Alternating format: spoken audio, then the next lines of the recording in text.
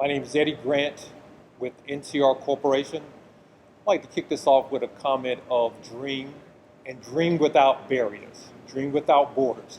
I work with NCR Corporation. NCR is a $4.8 billion market, has a $4.8 billion market capitalization. I've been with NCR for about 40 years.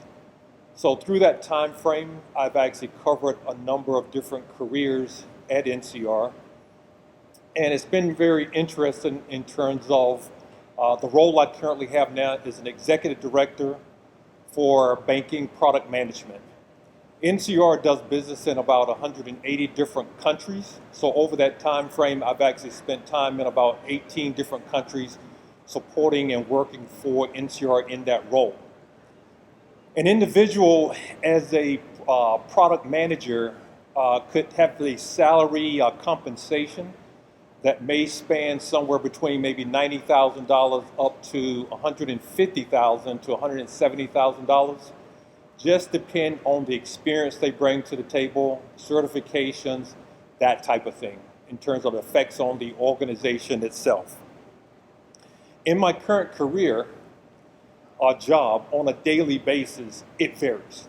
What I do every day when I walk in to the office, I could be doing different things. So in that role as a product manager, I'm always looking at what is it that our clients need and what is it that their clients need. So it's basically understanding their needs and trying to do that before they do, because that's where you actually bring value to the table. And that's what really makes the job very interesting and very pleasing. It came about in that way, my current position, because I've started out as a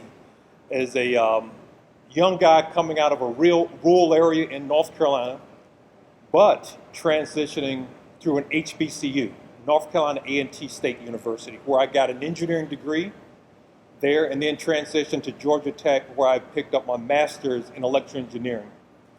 Through that whole process, I was also able to leverage during the summers co-op experience as well as summer internships. And that was the greatest thing because it actually facilitated me of really understanding and resonating the things that I was doing in the classroom and how they would actually apply to a real world environment.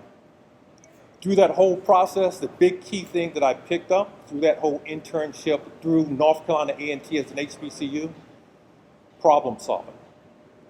I would tell any young person today, one of the key things that you must pick up no matter what career you're in, whether it's you're in the legal area, you're in technology, you're in the arts, problem solving. There's always someone trying to evolve and trying to look at different ways of attacking things. So when I went through A&T and with the help of the professors, I picked up a lot of skills around how to solve problems, how to identify and address those particular areas.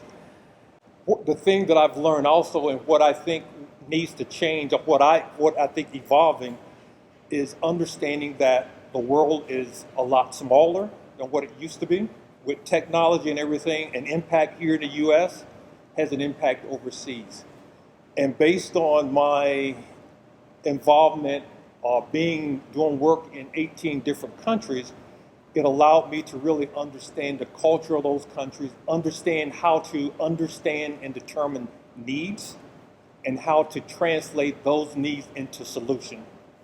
So the key thing in my career is listening to customers, understanding their needs, but then also with my engineering background, being able to come back and talk with people in my development team and identify the solution, the products that we have that can actually be migrated as a solution for those customers. So the thing that I would tell young people today, whether you're in the middle school, high school, in college, is make sure that you broaden your career.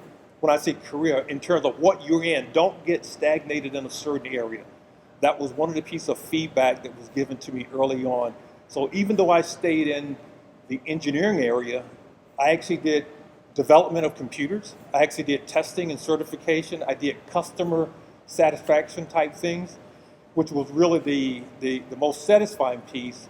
And then I proactively asked that I wanted to move into a service organization because I had not picked up experience in the area of how to run a business, how to run an organization, how to look at the marketing piece, how to link together needs, value proposition, those types of things. And that request, which was all new, but it actually helped me in terms of broaden my value to the organization itself. And it was challenging, but it was one of the better things that I actually did inside of my career. So as I work with youth, whether it's through the 100 or through my fraternity or through local organization, I try to use that experience to provide them feedback of how to progress and actually become the best that they can be. The way I would like to end this is a couple things back to where I started. I started around talking about dreams. So my feedback would be, you must dream, and dream of what appears to be impossible. Don't let what you cannot do interfere with what you can do, which relates back to the motto of my high school, which is make the best better. Thank you.